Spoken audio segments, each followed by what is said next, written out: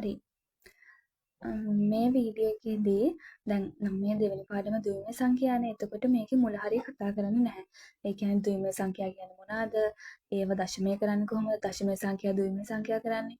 ඔය ටික කතා කරන්නේ නැහැ. මම මේ දැන් විභාගෙ ළඟ හින්දා වාර විභාගෙ ළඟ හින්දා රිවිෂන් එකක් විදිහට ද්විමය සංඛ්‍යා එකතු කිරීම හා අඩු කිරීම කියන කොටස් දෙක විතරයි කතා කරන්නේ. ඒකත් සරලම විදිහට. ඒ කියන්නේ මම මේ ගණන් හදද්දි දැක්ක කටි ක්‍රමයක් ඔයාලත් එක්ක ෂෙයා කරගන්න. එතකොට මේකෙදි මුල හරිය නැහැ. කෙලිම තියෙන්නේ ද්විමය සංඛ්‍යා එකතු කිරීමයි ද්විමය සංඛ්‍යා අඩු කිරීමයි කියන ටික විතරයි. එතකොට අපි එකටම බලමු ද්විමය සංඛ්‍යා එකතු කිරීම. හරිද? එතකොට දැන් මෙතන මේ දෙක විදිහට දාලා තියෙන්නේ. ඒකෙන් තමයි අපි අඳුනගන්නේ යා ද්විමය සංඛ්‍යාවක් කියලා. එතන ඉලක්කමෙන් දෙක ලියලා තියෙනවා වෙන්න පුළුවන්. නැත්නම් එයාලා අකුරෙන් දෙක කියලා ලියලා තියෙනවා වෙන්න පුළුවන්. එතකොට දැන් කොහොම හරි අපිට මේ තියෙන්නේ ද්විමය සංඛ්‍යා දෙකක් එකතු කරන්න. අපි දැන් බලමු කොහොමද මේ දෙක එකතු කරන්නේ කියලා. එතකොට අපිට දැන් තියෙන්නේ මෙහෙම සංඛ්‍යා දෙකක්. මේ 101යි 10යි නෙමෙයි ද්විමය සංඛ්‍යා දෙකක්. එතකොට මේ වගේ දෙකක් ආවම එකතු කරන්නේ අපි මේ විදිහට. මේක මේ කෙටි ක්‍රමයක් වගේ. ඒ හින්දා බලා ගන්න. දැන් සාමාන්‍ය විදිහටම 1.0යි එකතු කරනවා. 1.0 එකතු කරාම කීයද? 1යි. ඊට පස්සේ 0.1යි එකතු කරන්න. ඒත් 1යි. ඊට පස්සේ මෙතන 1. මෙතන සාමාන්‍ය බිංදුවනේ තියෙන්නේ. එතකොට 1යි. දැන් ඕකේ ওই විදිහට ආවා. ඊට පස්සේ ආවට පස්සේ අනිවාර්යයෙන් මෙතන බේස් එක, ඒ කියන්නේ දෙක කියලා දාන්න. ඒ කියන්නේ පාදය. ඒ වගේ කියන්නේ කොහොම හරි මේක ද්විමය සංඛ්‍යාවක් කියලා අඳුන්වන්න දෙක කියන එක දාන්න. ඊට පස්සේ මේකට යන්න. දැන් මේක බලන්න. දැන් අර ඉස්සෙල්ලා අපි හදපු කරන සරල එකක්නේ. මේකට ආවහම මේක තියෙනවා මේ විදිහට මේ සංඛ්‍යා දෙක එකතු කරන්න. එතකොට අපි කොහොමද කරන්නේ? 0.1යි එකතු කරාම 1යි. දැන් බලන්න 1යි 1යි එකතු වුණොත් 2යිනේ. හැබැයි මේ ද්විමය වලදී බිංදුව නැත්තම් 1 විතරයි දාන්න පුළුවන්. ඒ හින්දා දැන් මෙතන මෙහෙම මතක තියාගන්න. දැන් හරි 0.1යි එකතු වුණොත් 1යි. ඒක ප්‍රශ්නයක් නෑ. 1යි 1යි ආවොත් ඒ කියන්නේ දෙන්නම එක වුණොත් අපි දාන්නේ මෙන්න මෙහෙම. බිංදුව දාලා එක මෙහෙම පැත්තකින් තමයි එක ඊළඟ තැනට යන්න ඕනේ. එතකොට ඔයාලා පැත්තකින් මෙහෙම ලියාගෙන අපි මේ මෙතන තියෙන ඉලක්කම තමයි දැන් දාන්නේ. ඒ කියන්නේ 1යි 1යි එකතු වුණොත් බිංදුව දානවා එකක් ඉතුරු වෙනවා වගේ. ඊට පස්සේ මෙතෙන්ට එන්න. මෙතෙන්ට ආවම 1යි 1යිනේ. ඒත් එහෙනම් 1යි 1යි එකතු වුණොත් දැන් එන්නේ මෙහෙම එකක්. හරිද? හැබැයි දැන් කලින් එකක් ඉතුරුනේ. එතකොට මෙයාව මෙතෙන්ට එකතු වෙනවා. එතකොට දැන් මේ දෙක එකතු කරොත් 0.1යි 1යි මෙතන 1යි. ඕකනේ දැන් තියෙන්නේ. දැන් මේකේ අපි මෙතෙන්ට දාන්නේ මේ එකටම තියෙන ඉලක්කම 1. හරිද? හරි. දැන් මෙතනත් එකක් ඉතුරුනා. දැන් මේකට එන්න. දැන් මෙතන 1, මෙතන තියෙන බිංදුවනේ. එතකොට 1යි 1යි sorry 1.0යි 1යි. හැබැයි මෙතන 1යි ආයි මේ විදිහට තමයි එන්නේ. දැන් එහෙනම් මෙතන කෙලින්ම අපිට දාන්න පුළුවන් මේ විදිහට. ඉන්න එක චුට්ටක් ක්ලියර් කරන්න.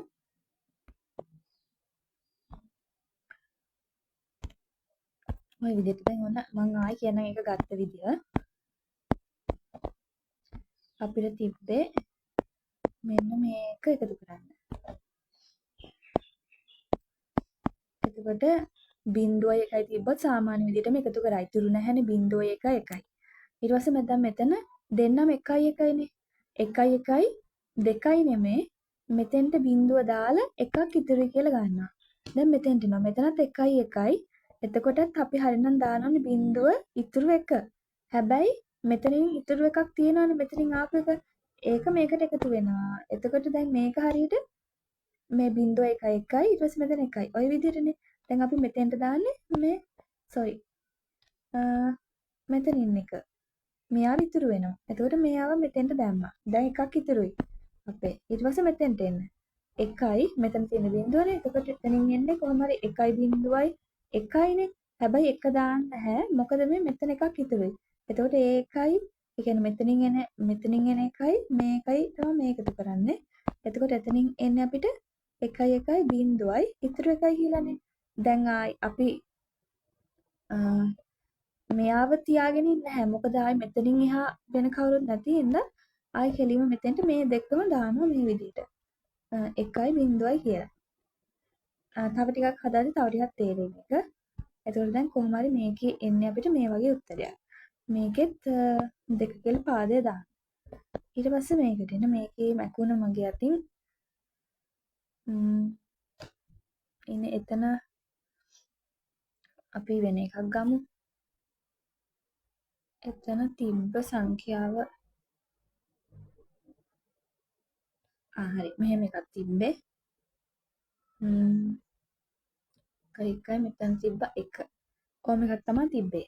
දැන් බලන්න මේක සුළු කරන විදිය. එතකොට 1 දැන් මම ගන්නම්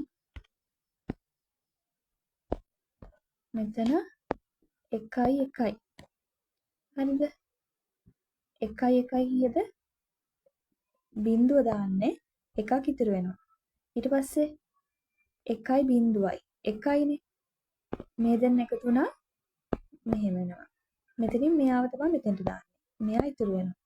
ඊට පස්සේ මෙතන 1යි බිංදුවයි 1යි. මෙතන එකක් ඉතුරු වෙන්නේ. එයාව එකතු කරන්න. එතකොට ආයි මෙහෙම වෙනවා. මෙයාව ගෙනල්ලා දානවා මෙතෙන්ට. එකක් ඉතුරුයි. 1යි 1යි මෙහෙම එන්නේ. මෙයාව ගත්තා මෙතෙන්ට. ඒකට ඕක සුළු කරාම මෙහෙම එනවා. මෙයාව දානවා මෙතෙන්ට. හරිද? ඒ කියන්නේ මෙතෙන්ට එනවා 1. හරි. දැන් මේ ඉන්නේ අපේ දැන් ඉතුරු වෙච්ච එක්කෙනා. හරිද? එකක් ඉතුරුයි. ඊට පස්සේ දැන් එනවා මෙතෙන්ට. මෙතන තියෙන බිංදුවනේ. 1යි බිංදුවයි 1යි මේ දෙක එකතු වුනහම කෙලියුම් මෙතෙන්ට එනවා මේක. හරි. ඒ විදිහට තමයි ඒක උත්තරේ එන්නේ. ඊට පස්සේ දැන් ඒක ඒ විදිහට තමයි හදන්නේ. තේරුම් නැත්නම් ආයෙ පොඩ්ඩක් බලන්න ගත්ත විදිය. මම ඕන්න තව එකක් කරලා පෙන්නන්නම්. අපි තව එකක් හදමු. අපි හදමු මේක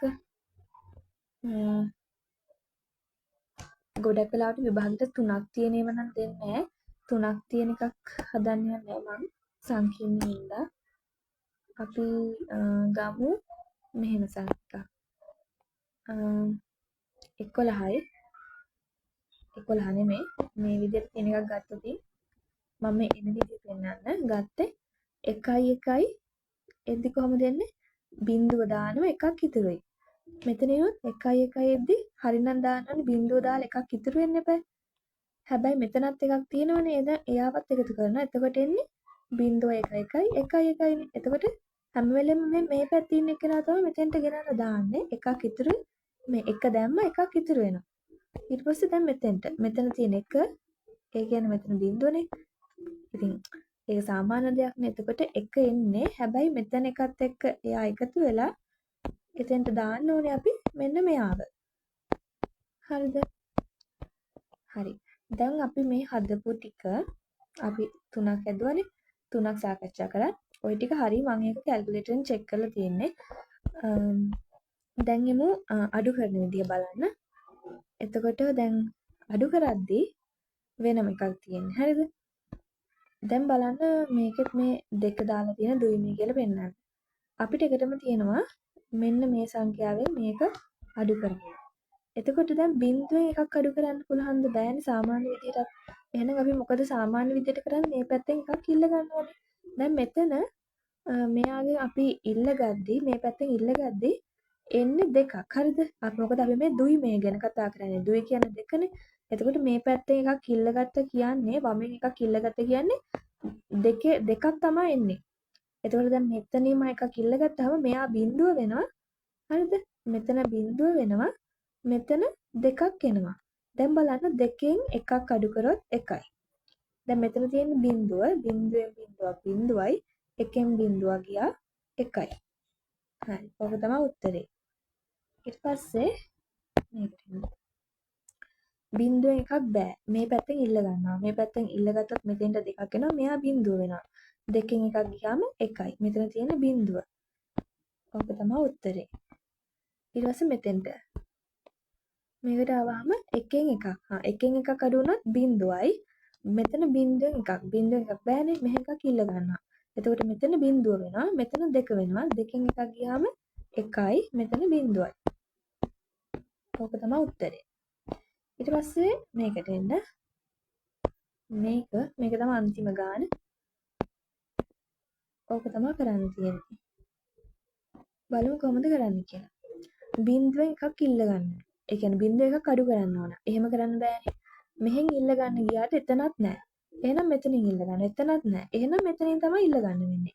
දැන් එතන ඉල්ල ගත්තාම මොකද වෙන්නේ? මෙතන බිංදුව වෙනවානේ. මෙතන බිංදුව වෙනවා. මෙතෙන්ට දෙකක් එනවනේ. හැබැයි ඒ දෙකෙන් දැන් මෙයා එකක් ඉල්ල ගන්නවා. එහෙනම් දැන් මෙතන තියෙන එකයි. දෙකක් නෙමෙයි එකයි. මොකද දැන් මෙතෙන්ට මේ පැත්තෙන් එකක් යනවා. මේ වමෙන් එකක් එනවා කියන්නේ අනිවාර්යෙන් මෙහෙට එද්දි දෙකක් වෙනවා. දැන් මෙතන දෙක තිබ්බට ආයි මෙයා එකක් ඉල්ල ගන්න. එහෙනම් මෙතන තියෙන දෙක නෙමෙයි කීයද? එතන තියෙන්නේ එතන තියෙන එක. මොකද මෙතෙන්ට දෙකක් එනවා. හරිද? මෙතෙන්ට දෙකක් ආවා. හරි. දැන් දෙකෙන් එකක් අඩු කරා එකයි. දැන් මෙතන කී තියෙන්නේ 1. එකෙන් එකක් ගියාම බිංදුවයි. මෙතනක් තියෙන 1. එකෙන් එකක් ගියාම බිංදුවයි.